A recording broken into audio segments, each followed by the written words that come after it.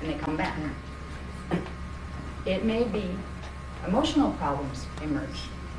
It may be mental problems emerge, where certain forces start to try to vie for the personality structure. Some of them are within the self. Repressed portions of your own subpersonality patterns, of your own incarnational patterns, those kind of things. Others will be manipulation, because they are the intruders that are literally trying to take over certain bodies. So they want operatives. Like a collective of operatives to do their thing here. We have a lot to deal with here. But we can do it. If people like me can come out and have an audience as good as you, it's actually listening to me and not writing me off as some airhead that doesn't know what she's talking about. So people like that, I get mad. And I want to take the Voyager's books and throw them at their feet. So, did you look in there? Airheads don't write that stuff, excuse me. You know, we're dealing with 15-dimensional physics here, excuse me. And the psychologists would like to say things like, oh, delusional. Who's delusional here? You're dealing with 3-dimensional consciousness. I'm showing you the structure of 15-dimensional consciousness and the levels of mind that correspond to it. And you're going to call me delusional? You know, excuse me, you're missing something. I get really tired. Not for me, because I'm tough. I've been around these cycles a long, long time, and I've been through a lot. But there are people out there, lots of them, that are having encounters, that are having scary experiences. They don't know if they're in their head or outside of their head because of the interdimensional stuff. And they are being totally disregarded by the medical community and the psychiatric community. They're being put on drugs and in wacky wards because ETs are real. You know? We need to spread the word and the awareness, to be open to learning. We don't have a lot of time left here.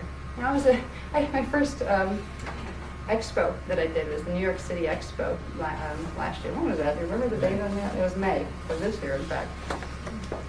And for me, it was a disaster. I didn't do my debut the way I wanted to.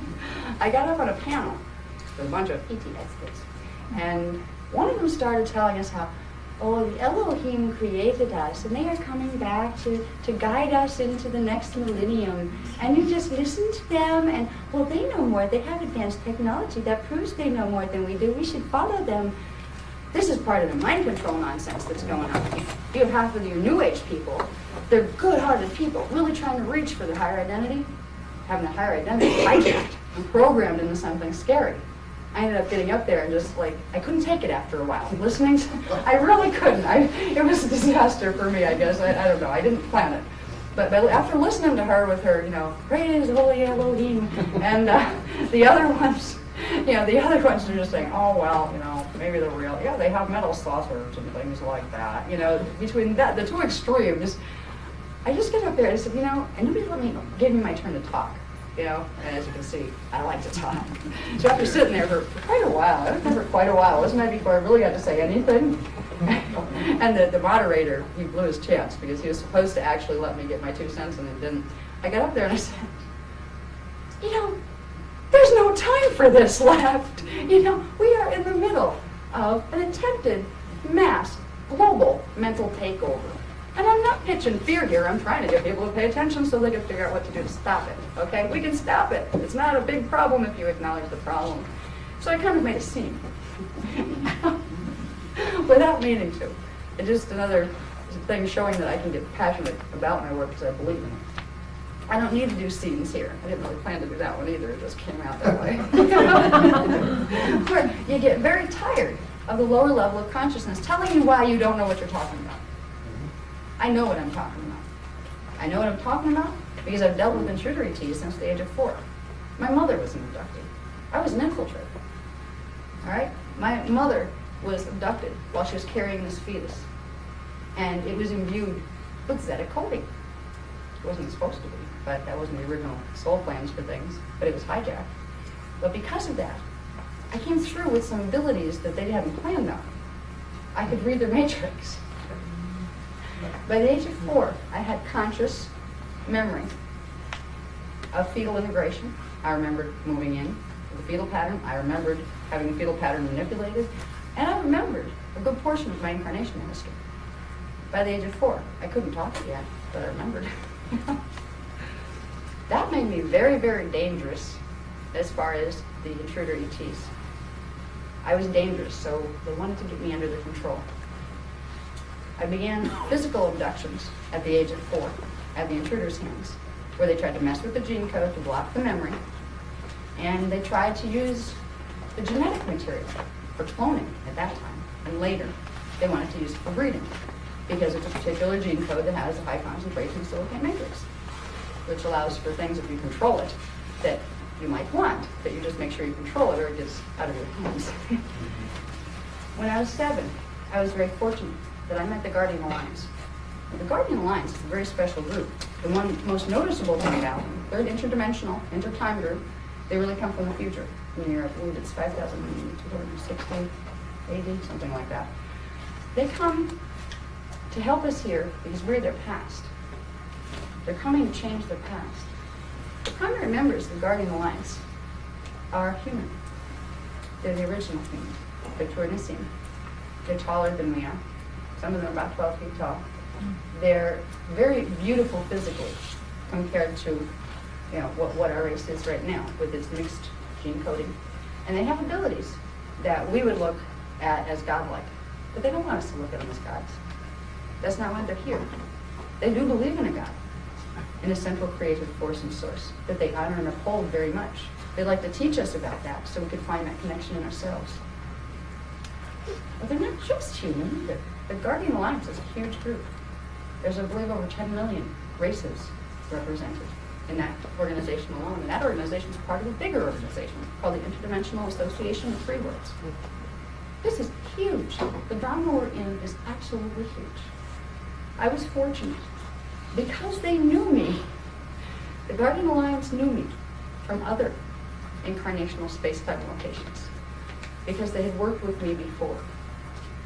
They found me in this time frame, and they saw the manipulation, and they stopped it because they knew why I had come before I even knew why I had come here. I had come to help with this project, to help with this stellar activation cycle. All of us made an agreement to be here.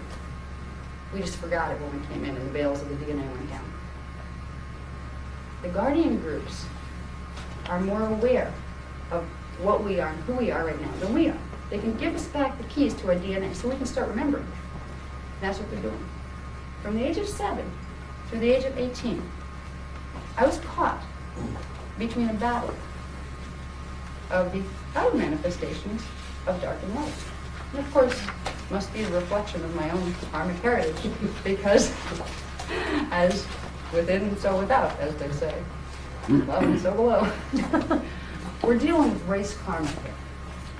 A repeating of our race karmic heritage, of the battle of dark and light within ourselves as creator gods.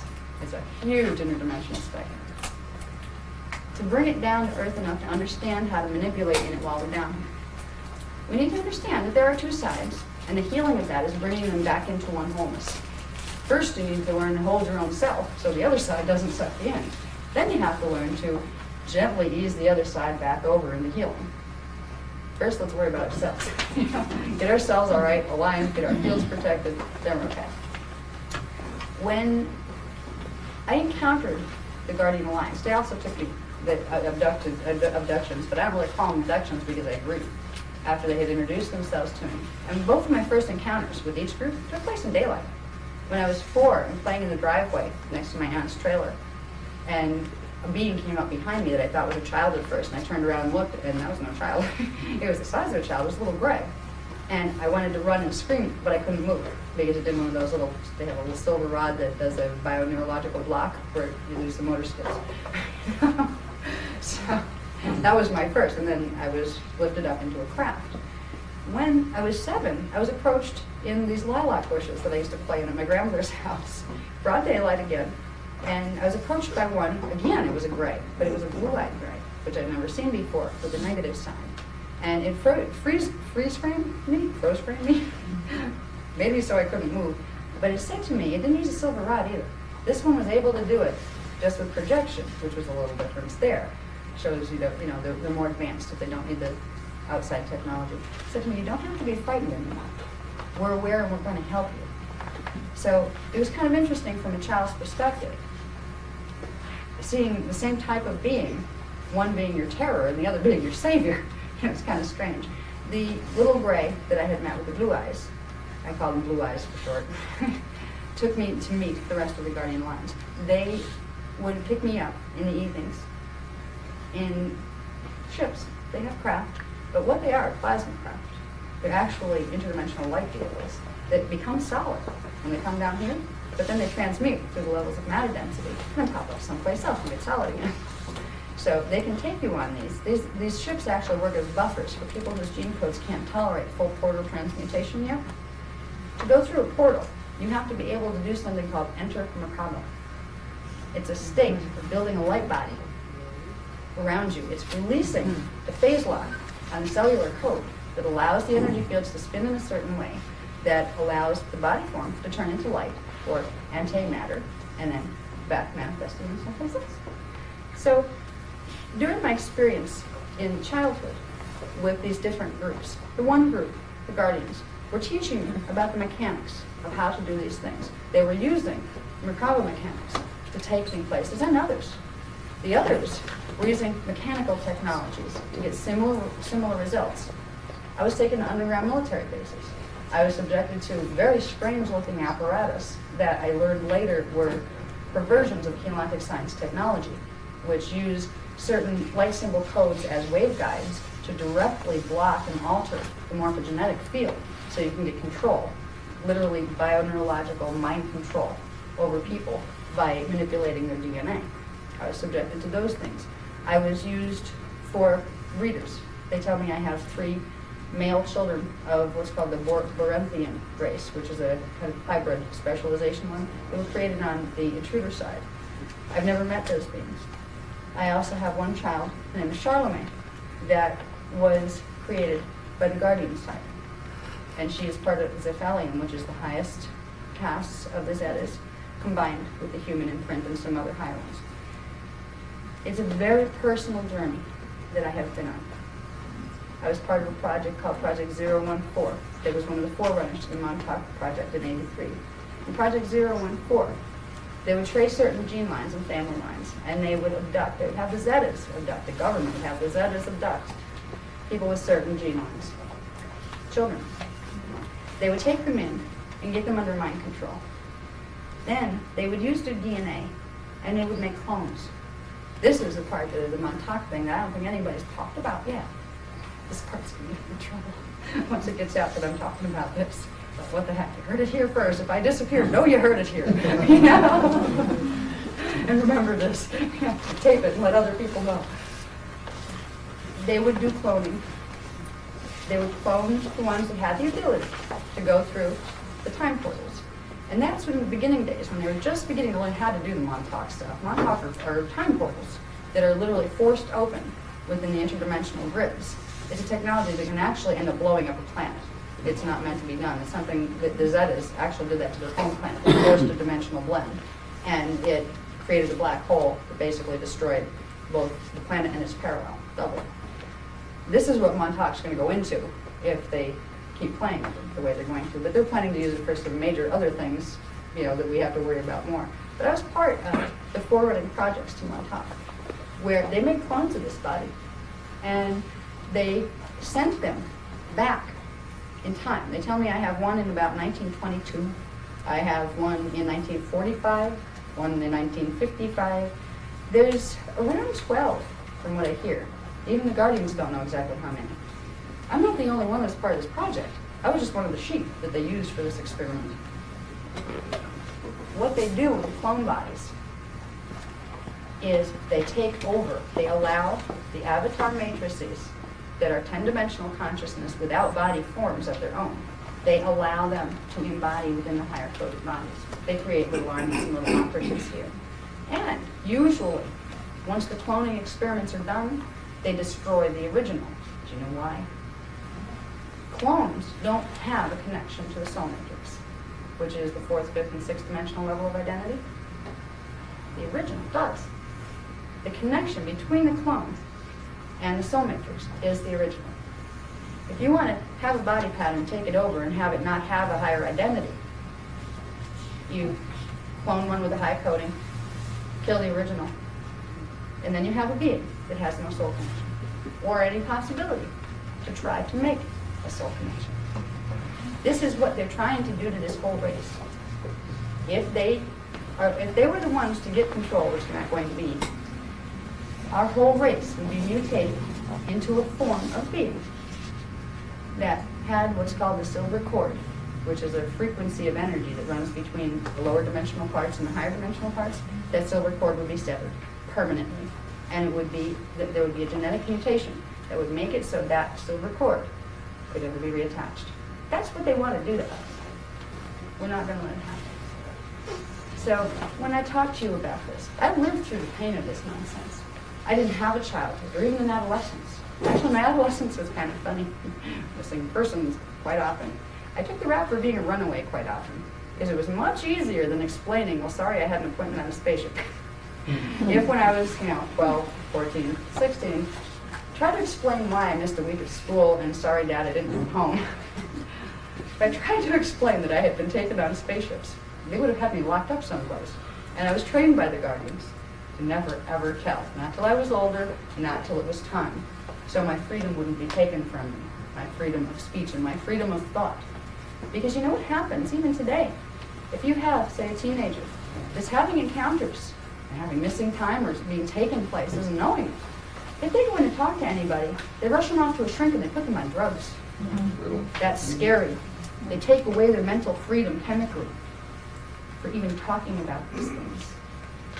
So I was advised all along to not talk about it. So I took the rap. Okay, I for Joe, I don't know, New York somewhere. It would have to be like cover stories, conscious cover stories. Because if I told them that I was on spaceships being trained in interdimensional physics and things like that, they would have had a real problem with it. And I would have lost my freedom. It was also a torturous time because the intruders were trying to kill the body.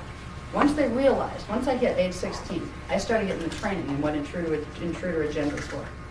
And the guardian started to explain to me the drama that was taking place down here. That's when I became a real danger. Because the intruders knew that once I hit adulthood and the guardians gave me the okay to talk, boy was I going to talk. And I was going to expose as far and wide as I could the plants that were taking place there. So they tried to kill me numerous times. They tried to use the impulse technologies on me. Got to the point where when I was 18 years old, I tried to kill this body to get out of it because they had me so trapped in it. It was terrifying. Fortunately, I guess, the guardians intervened. They allowed a near-death experience to happen. That is a profound experience. And I can explain to you what it is. I like how science tries to rationalize it as just a fleeting thing that happens as brain chemistry fires. Sorry, consciousness came before brains. They haven't figured this out yet. When you go into a near-death experience, the consciousness is raising in vibration. It's dislodging itself from its immersion within the gene pattern, and it's going into fourth dimensional frequency first.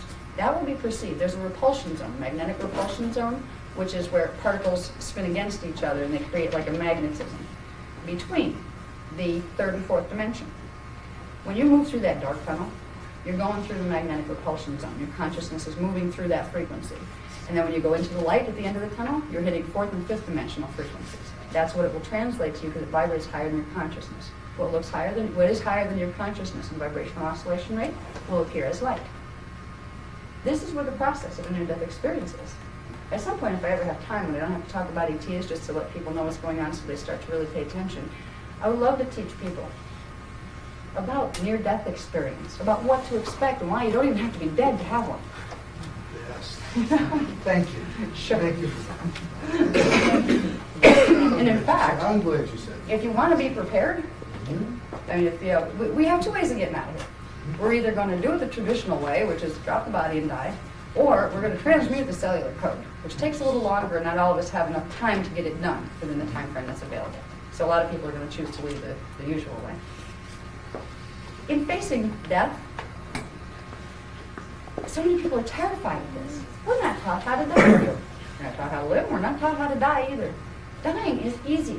There's a way of disengaging your consciousness from your chakra systems. When you get into situations where they're prolonging life by medicating you to death, where you can't even keep a thought in your head, they're blocking the natural process half the time. Or when you cross over, if you do manage to drag yourself out of that gene code, you're going to be so disoriented, you're not going to know which end is up. You're just going to flip through a bunch of errant thought patterns that you had that you never assimilated before. There are ways of knowing your bioenergetic system, that whether you're going to live or die, whichever you choose, you'll do it much better. You'll do it with awareness and consciousness. You will not have to use medicines to keep you alive. You'll be able to say, well, I guess the body's like, kind of worn out now. Maybe it's time for a new reality space. You won't have to commit suicide. That's the chicken way. Only the ones that don't know how to do it, like I didn't when I was 18, try to kill it. If you want to leave, you do soul integration. And you become your soul identity by integrating the fourth, fifth, and sixth dimensional aspects of your being. From that level, you have the right to make a decision whether you're going to stay or whether you're going to leave. And you also have the mechanics, where you simply say, okay, if I choose to go, I will just arrange for either something to happen to the body, accidents, there are no such thing as accidents, actually, or you will simply lie it down and leave. Yogi masters know how to do this.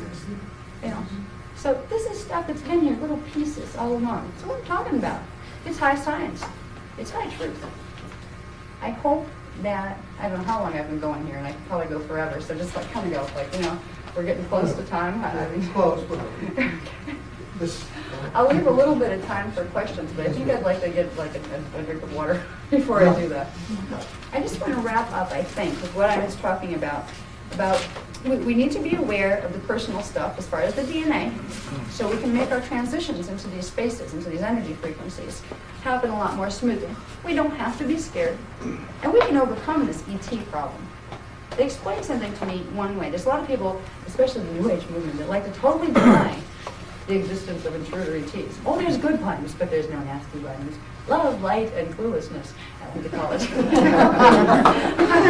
There is also love, light, and awareness. Yes. And that is what we teach. And boy, I've made a lot of enemies in the New Age circuit. And that's just too bad. I'm telling you both sides. We're in a polarity universe here, and the answer is unity consciousness and Christ consciousness. But you're not going to get that if you pretend the other side of the polarity doesn't exist. It's just like saying, well, I don't like gravity, so I'm going to pretend it doesn't exist. It's going to affect you anyway. Now, if you know how to mess with your DNA and activate it to certain levels, you can transcend the effects of gravity. Yes, you can. You're not going to learn to transcend it if you ignore it. You're not going to make it go away by pretending it away, by pretending it doesn't exist. You need to learn the mechanics to transcend certain conditions that are affecting people on a mass level. This is what a lot of the New Age stuff doesn't teach you. It teaches you some real good stuff. Thoughts are things. These kind of things, yes, they are. But we are dealing with a mass thought field here, a multidimensional mass thought field. We're dealing with race karma, not just personal karma. We're all connected to this or we wouldn't be here right now. We need to acknowledge both sides and acknowledge the solution as bringing the two sides together. And it first has to happen in ourselves. That's where the personal work with the New Age stuff comes in, where you work with all sorts of different things to release block things here and there and everywhere else. There's lots of good things you can do. You can do toning, you can go to shaman school, you can do all sorts of things. The easiest way is to learn Humantic morphogenetic science. That goes beyond the chakra system into the core of the blueprint.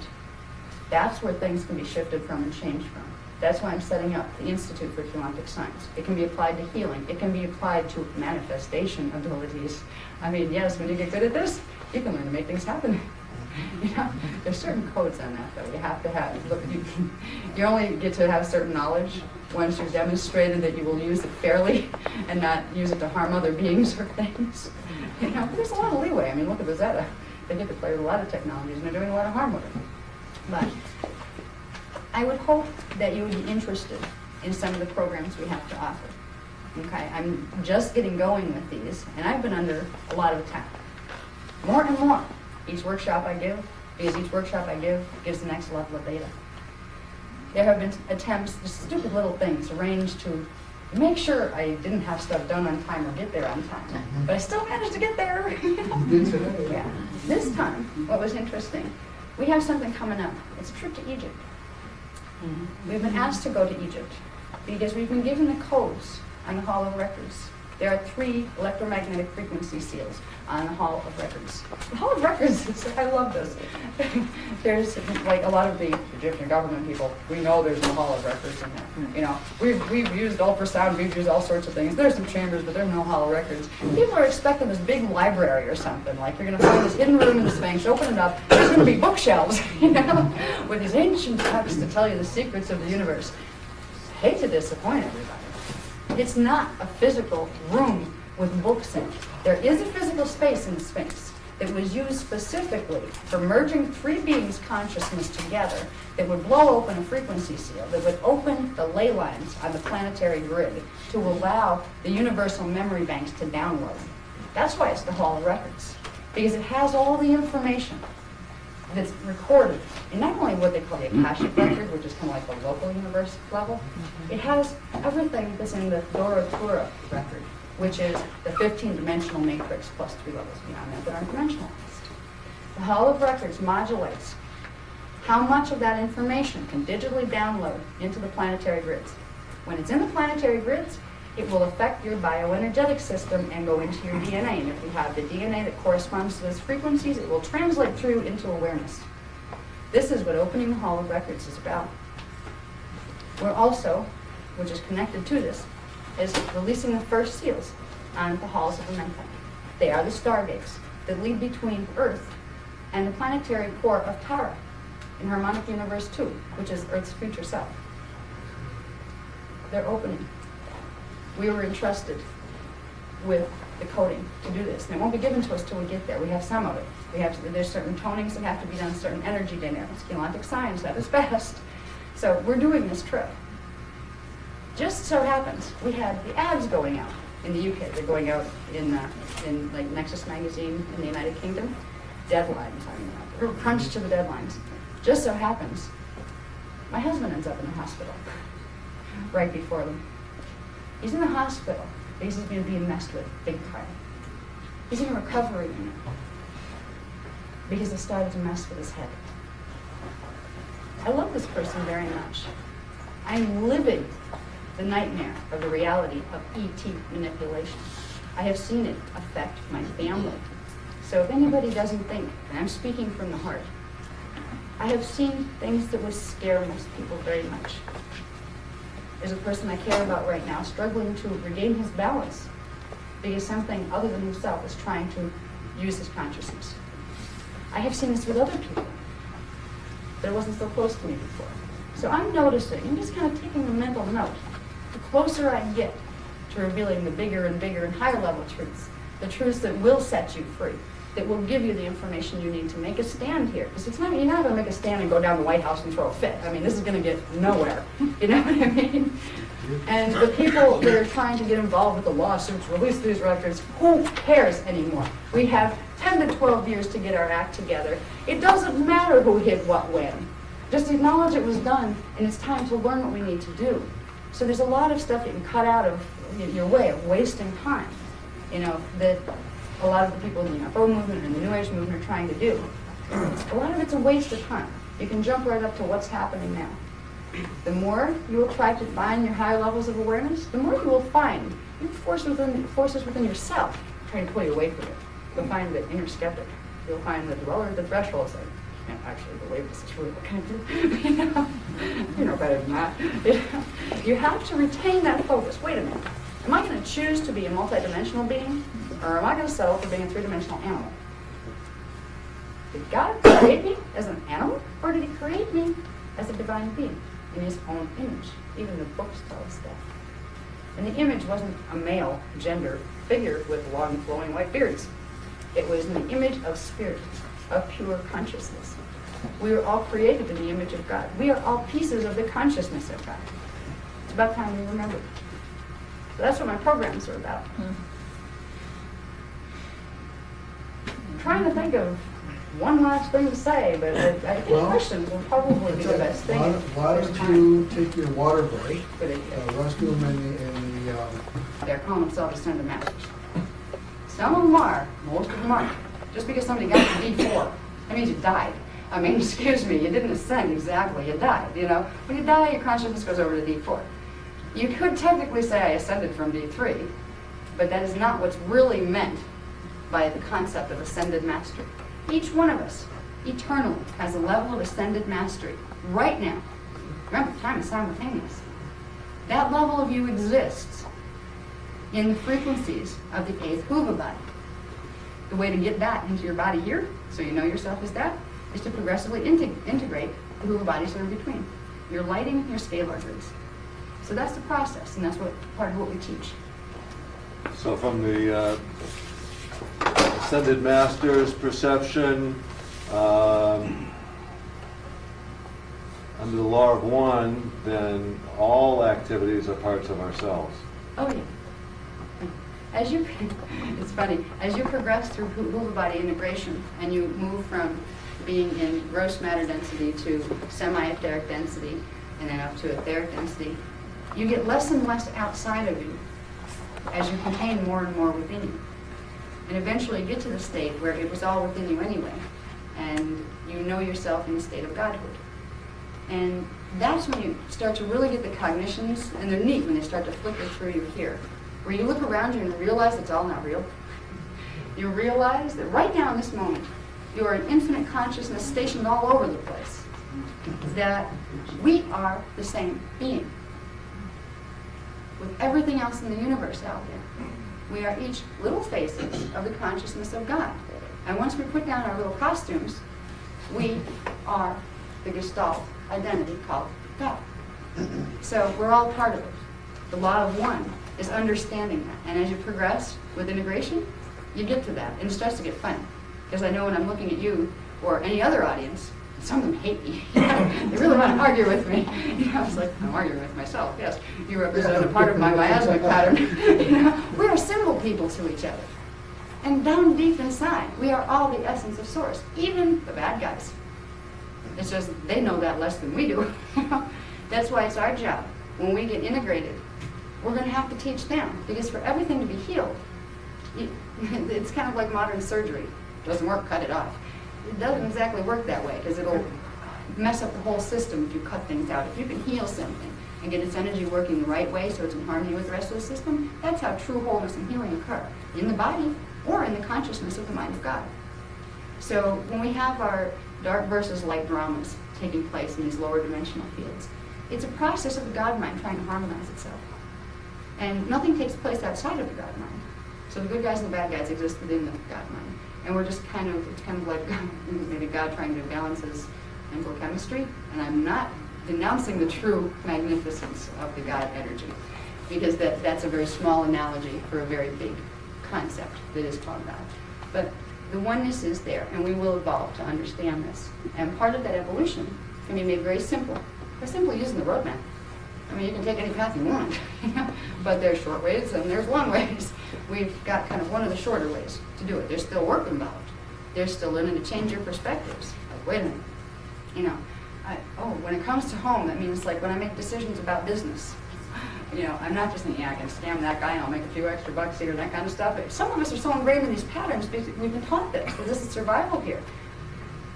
When you begin to try to integrate higher identity, you need to find a place of integrity within your being where that comes first. But then you will find the universe responds and sends you more of the same. You'll get what you put out. So there's a lot to it, but it's not that hard. Is that, you asked a question and I can go forever. So okay. Yes. Next year, when the inner seven planets align on May 5th, what's the ramifications of that that's going to take place then? Well, the alignments of the planets is actually kind of a visual manifestation of greater things that are taking place within the time cycles. That is the official opening of the fourth vortex at Giza. That's if you compare it to the heart chakra of the planet, that's when the fourth vortex is opening. It begins with what's called the Day of Transcendence on 1/1/2000, and then it progresses. There's a vibration that's going to be running through the grid, and then on 5/5, when those alignments take place, the energy fields generated by those alignments will affect the energy fields of the Earth, and it will create the release of the seal, the fourth vortex seal. And that's when we start to go into time shift. That's when things start to get weird. So it's vibrational more than physical. Oh, yeah. Yeah. It's vibrational. Yeah, you may have some problem with the tides, Yeah. from what I've Mostly heard. it's There may be vibrational. some strange movements with the tides with that It'll alignment. be locked and loaded then when that, you want to be locked and loaded when it comes. Yeah, we haven't even dealt with that too much because there's so many other problematic issues that have had to come first. Like the trip we're doing to Giza is to release the seals on Hall of Records and Halls of Mente, but it's also to counteract what they're doing on 1/1/2000. They're having a big celebration over there Yes, at the pyramid. Now, the Great Pyramid was built to protect the Halls of Mente and the Hall of Records. They're energy phenomena, areas in the Earth grid that were important, so that's why those monuments are put there.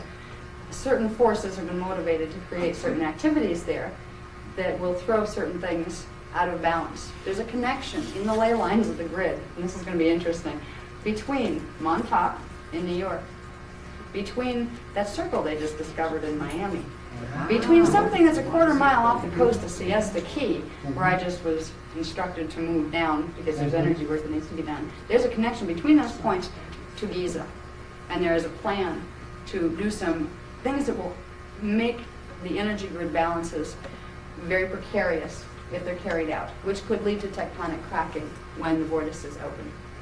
So we're being sent in to do mechanical kinetic work on the grids. And this is, I'm going to get into some of this in the New York lecture. This is some of the newer stuff that they're saying, like, they won't tell me until it's time to tell me, because then I'm in danger if I know it beforehand. You know? So there's connections happening with more important things than just the stellar alignments. We have alignments taking place in the grids and on the planet that are aggressively being pursued as we speak. Yes. What we call or talk about the universal consciousness, will this get a step higher after 5/5? In other words, will there be a little bit more of a wake up? Oh, there's going to be a great wake-up call. The big one is going to be in 2012, when we all hit fifth strand activation temporarily, whether we're ready or not. What's going to happen as the vortices open, 4th, 5th, 6th, or 7th? Our DNA is going to trigger, and however much of your DNA you have straightened out enough to sequence properly, you're going to bring more and more and more higher level awareness in. Things are just going to dawn on you. Direct cognition. Things will just come. You will get more of your incarnational memory to start to remember who you were as a soul being before you came into a body. So yes, that consciousness is going to be coming into the planet, into the people's DNA, and it's going to progressively raise the frequency of the bodies and the consciousness and the planet itself. I was just, the Mayan calendar, you know, they're always saying that everything ends with 2012. I mean, they sort of like knew all this. December Yeah, they're the 20. timekeepers. Right. Mayans were very interesting. They had a little interesting habit. The reason they were timekeepers, they did something with their morphogenetic codes, where when they would cross over in death, they would immediately reincarnate. So you had generation after generation actually the same beings. They didn't wait like 400 or 500 years between their spaces.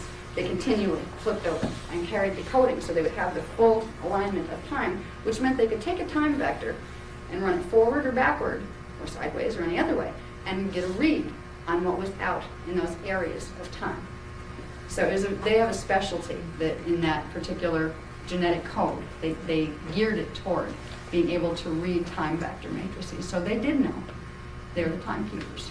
And that's why they knew, because they did it genetically. Were you talking about the windmakers? I heard of the wingmakers. Somebody has sent me some things on them. I haven't had time to go into that yet, to even research them. And I asked my guys, and I said, you want a transmission line?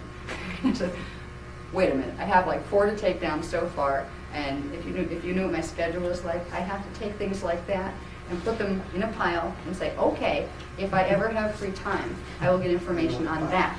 Okay? If it's directly important, the program I'm teaching, to what the Guardian Alliance is trying to get into people's awareness, they will give me information on it as part of their program. If not, I can ask them just about anything, and they will give me a rundown on it. And they would do that on that too. They said, oh, you'll enjoy this, you know these guys. And that's all they told me, was the ones involved with the, yeah, with the windmakers. What is it? Engineer. I get a feeling on that. It's not my guys. They're not ones that I directly deal with, but it's like a family of consciousness that has its own thing going. And I know that if I look into it, it'll be another book, and I don't have time for that one right now, because that would be just, it would be not something that's essential for me to know, for me to teach in my program. The people that are doing Wingmakers will bring out what needs to be done on that project. So it's not something I have a lot of data on. But I could get it, but somebody else will do that one, you know? What's the connection between the Presidio and Montauk? Between what? The Presidio and Frisco? I'm not, nobody said anything Well, about that. supposedly it's set up very similar to Montauk was there. Okay, I know there's 4 others like Montauk on the planet. They haven't told me the location of them, that may be one of them. What they're telling me about Montauk right now is not so much locations of all the underground bases and all the other things. They're telling me what they're going to do with it in relation to the series of portals that link between the United States and a couple other countries and into Giza and into the main primary portal things. Because I'm on a team called the Portal Protection Team, and that's where my information is geared. There's a lot of people who have more information on things like the maps of the underground bases and as far as locations of different things. There are people that have expertise in that. That's not my expertise. So, you know, I probably can't answer that any more than what I just did. You seem confident that the Zetas and the Dracons aren't going to succeed. How do you know this? I mean, you're expounding the thing like we're going to make it through this, and we're going to be exposed to these. But all these frequencies with HARP and the pulse that you're talking about, how are you sure that they're not going to put a block to this? I'm modeling a posture that is essential that we take. Our thoughts are things we create with our thoughts. If you want to accomplish something, whether it's a little thing or a big thing, you simply don't allow yourself any other option. Because if you do, you'll find a way to make the other part come true. I have found to be an effective person in little things in life. If something needs to be done, I'm just not going to say, but what if? I don't allow myself. I could go on forever terrorizing myself, looking at the odds of this succeeding with the odds that are stacked against us. And I could spend my time lowering my thought patterns and the vibration of my thoughts, which lowers my body and keeps my DNA suppressed, into worrying about, oh my God, how are we going to get through this? If you notice with any thought, listen just for a minute, if you notice with any thought or any word, they each have a vibration to them. Some thoughts vibrate higher, some vibrate lower. In the choices you make, in the words you use outside and to yourself, you are creating energy vibration patterns. If you fill your mind with ideas of fear, what if it doesn't? What if it doesn't work out good? What if it's scary? What if it's bad? You're creating lower vibrating thought patterns. Our success here depends on raising frequency, making our bodies, our minds, and our planet vibrate higher. If I were to go out there and say to people, look how bad it is, this is really scary, you know, the odds that we're going to survive this, not very good. You know, if I went out with that attitude, first of all, nobody would want to listen to it. If it's that bad, why bother knowing? If we can't fix it, don't bother telling me. Let me enjoy my ignorance of bliss, thank you. You know, if the Guardians didn't know, we stood a fighting chance here to really wake up and turn this potential negative into a great positive. They wouldn't be making the effort to give this information. If it was hopeless here or didn't look good, they wouldn't bother. They'd just let us go until it blew up in our faces. Why do the Guardians let them go this far? It's not their job to protect us from our own choices. Free will. All right. They'll intervene when they can, but just like you can't keep your child locked in the closet from now until eternity to keep it safe, you have to let it go out. If it makes mistakes and falls on its face, you feel bad and you want to help and you do help when you can. But you have to allow the children to develop independence and the ability to make choices that are effective. And that's why they allowed us to let it come this far. Let me say a question. In your book, you say that the pyramid is the trademark of the Anunnaki. Yeah. Could you talk about that a little bit, and how does that relate to the Cydonia region on Mars? Okay, well, that was once an off-planet base when there were certain wars taking place here, and I believe it was the second seeding. which we're part of the third seeding of the race here. We were wiped out twice by the higher ones fighting over whether we were going to evolve or not. The pyramids were part of Anunnaki culture. That was part of the Syrian strains. The Syrian consciousness is very mathematically and geometrically oriented.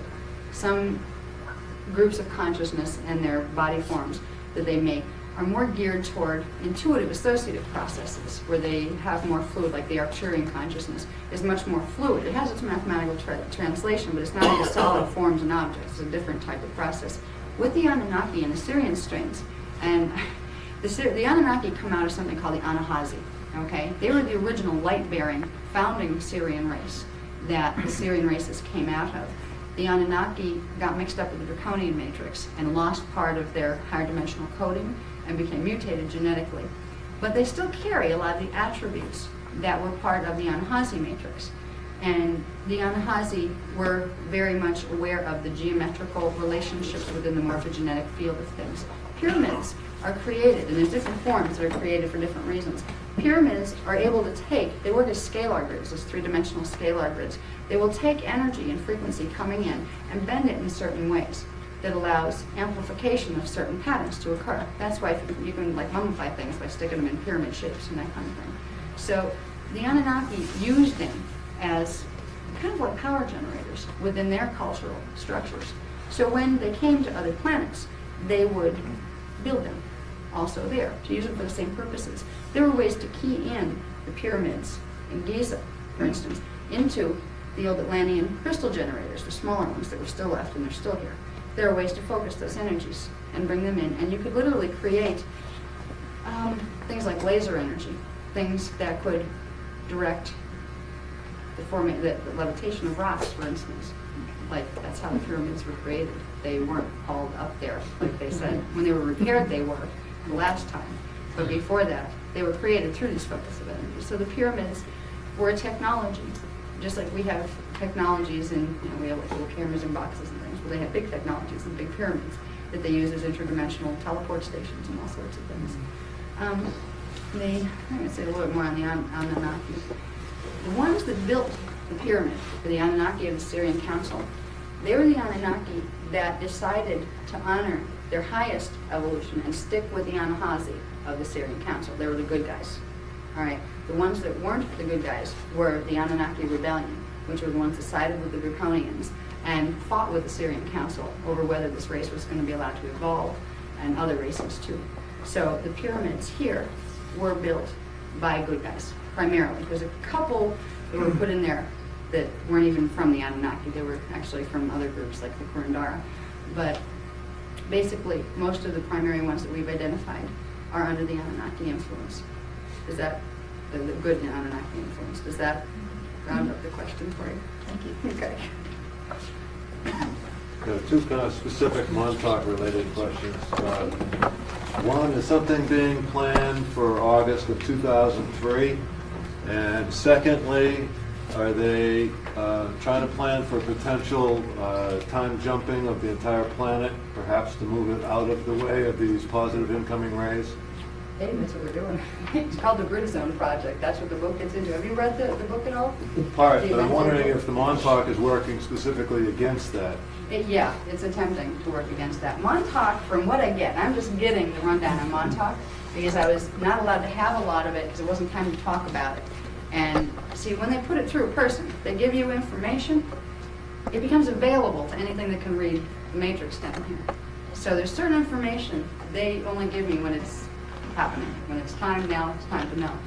With Montauk, there's a huge connection to something called parallel Earth. Here we go to sliders, as far as a point of reference. Star Trek, now we have sliders. It's not a joke. Parallel Earth has fallen under the control of the Draco set of resistance. In a stellar activation cycle, the time vectors of Earth and parallel Earth progressively blend and become one. By 2012, they will be the same time vector. We will merge with our doubles. Montauk wants to make sure that happens because Montauk is being controlled by the overlords of the Draconian matrix, which are of the Black Sun genetic substrand matrices. What the Guardian races are trying to do, and what my work specifically is about, and the groups that we're forming, is to create a time vector severance between Earth and its parallel, plug in this time vector into another parallel that sidesteps that one, so that doesn't manifest here. Because if something isn't done, it's going to manifest here. And then we're going to be in trouble. Then it's going to be that what if. So we're here to make sure the what if doesn't happen. And we're doing heavy duty time vector realignment mechanics. That's why we're going to Egypt first, then we're going to Peru. And we're going to a couple other places that are key places between the harmonics of this planet and Tara and harmonic 2. So we're doing grid mechanics. Montauk is totally tied up in it. And they're trying to use it to make sure that we don't get out of this time vector. They're trying to make sure that the Bridge Zone project doesn't work. They're trying to make sure we stay under the control. So that's where Montauk fits in. There's a lot more detail to it that will be revealed as I go along, they told me. So. I'm going to throw out two names, 2 words for you, just let you go with it. Okay. You decide how long you want to go. It's getting late, so it's up to you. Yeah, I'm getting tired. Yeah, but I'm going to throw out the Essenes and Melchizedek. Okay. Well, Melchizedek, I am one. Okay. I'll deal with that second. Whichever way you want to do it. Now, the Essenes and Melchizedek actually go together because the Essenes were one of the many race strings, actually, that carried the full diamond sun code matrix, which is the full silicate matrix potential in their DNA. And they could activate that for ascension. They kept the codes alive on the planet in the race morphogenetic field. And they were traced way back through, they went back through Hebrew, through Egyptian, all the way back through the early root races. There were certain families that were the keepers of the codes. They would always carry, they were the blue flame Melchizedek families. And the Essenes were one manifestation of the blue flame Melchizedek families. So were certain ones within the Egyptian pharaonic lines. So were certain ones within ancient Atlantean cultures, and even before that. So the Essenes and Melchizedeks fit together. I'm real affectionate toward both of those names because the last time I was here in incarnation, I was an Essene, and my name was Miriam, and I was the half-sister of Joshua 12, and he was a wonderful older brother to have, and he taught me many wonderful things. And we were Essenes, and we practiced the Essene. You know, it's funny, some of the Essene laws that's come down, if they only knew what went on in those temples, they would be really amazed. Because we were very aware of genetics, all right? We didn't need the term DNA to understand what happened when you combine certain morphogenetic fields with other morphogenetic fields.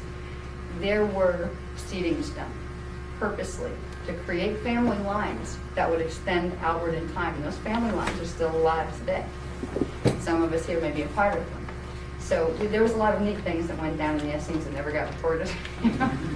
But basically they dealt with protecting the knowledge of ascension and protecting the codes of ascension, which are the silicate matrix codes. And I'm considered, what I'm known by the Guardian Alliance is, my name is Onea Kananda Melchizedek. And that's because I always was, since the first time I entered incarnation into any of the systems down here. I was part of the Blue Flame Souls group, and I still am, once you already kind of always are.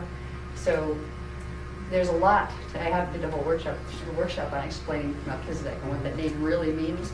There's a lot of Melchizedeks popping up these days. Melchizedek priesthoods. I mean, the Mormons actually have their higher priesthoods, the Melchizedek priesthood. And most of them are very, very patriarchal. Well, excuse me, I've been trained by the Melchizedek cloister. That's my family. That's the governing body on the cosmic level of all the little priesthoods that come down out of it. It's a family of consciousness. And in the cloister, which encompasses the rest of the other family lines, it is not patriarchal. The teachings of ascension are not patriarchal. That's a twist that they put on from the higher universes. It was meant to be equals. It was meant to be egalitarian. And it's about time the feminine voices started standing up and say, excuse me, we don't buy this stuff anymore. You know who gave us the male God concept as a physical being outside of ourselves? It was part Anunnaki, part Nephilim. All those who wanted us to think God was outside of ourselves, not inside of ourselves. So when we get into Melchizedek, we get into the very core or what's been happening here, not many other levels with our size. That's as far as I'm going to go with Melchizedek here. I could go for Fine. days on that No, one. you did fine, thank you. You want to take one or two more? Or? All right, two more. Or John, go ahead, John. I just, what thoughts come to mind when you think of things like Ark of the Covenant, and are they energy sources, or are there more than one? Or Did you read the book yet? No, I haven't, but I can tell you now that I will. It's described in there what Oh, it is exactly. Okay, Yeah. that's, Yeah. I haven't been exposed, but you've Yeah. created, It's a you've time portal generated passage. They think it's a box. That was the diversion. Unless someone raised and asked a question yet. Okay. We'll forget two. I'll take two more. There's two Okay, people here. thank you. Okay. I was just a little surprised when you said that the avatars would have more because I thought they were such high consciousness that they wouldn't move. That's what a lot of people assume. They think that as soon as you get out of here, you become a perfect being that has no imbalances. Now, if we understood a little more about the physics of dimensionalization, it would make sense why we can have, even at very high levels, things that are showing polarity. It's polarity that creates the conflict and the imbalance. Polarity in a dimensionalized system, the very structure of dimensionalization depends on the separation between electrical and magnetic. That's what creates dimensionalization. So you will have, to some degree, polarization all the way down the dimensional scale. Now, as you work your way back up it, the avatar level is the last level, because that gets 12 dimensions of polarity. Once you fulfill that 12th level and pass from liquid light back into antimatter, that is where the harmonization takes place. That's called the Rishi level of identity in personal terms. It's once you hit harmonic 5 that you don't have imbalances to that degree anymore. And when you go beyond that to the levels of ascended mastery, you don't have that either. And there are ascended mastery consciousness levels that look down and they know they have their families that are totally out of balance. They also know for the whole game within the God mind to take place, it requires both sides, or you won't have manifestation. So it's it is all perfectly in divine order. It just can get really uncomfortable down here sometimes. You know? Okay, I think there was one more. Anyone wanted to? Could you say something about the time-space illusion? Time-space illusion? You mean the hologram? Yeah. Yeah. That's one of those questions that could take 6 years to answer. Well, you don't have to answer She that, might sorry. have pretty much kind of covered a lot. Well, what would you like me to say on it? Give me a little specific and I can do a quick. Well, there's a conflict in my mind. People talk about karma, and then other people talk about the simultaneity of time. The two don't mix. I mean, how do you resolve? Actually, they do. They do. They do mix, yes. All right, time is simultaneous. So you have various aspects of the self broken down into different space-time locations, okay? They are linked through the soul matrix, which is the center point of consciousness that they come out of when they fragment down into the lower harmonic That's a higher universe. being, would you say? Well, your soul matrix is your next higher level of identity.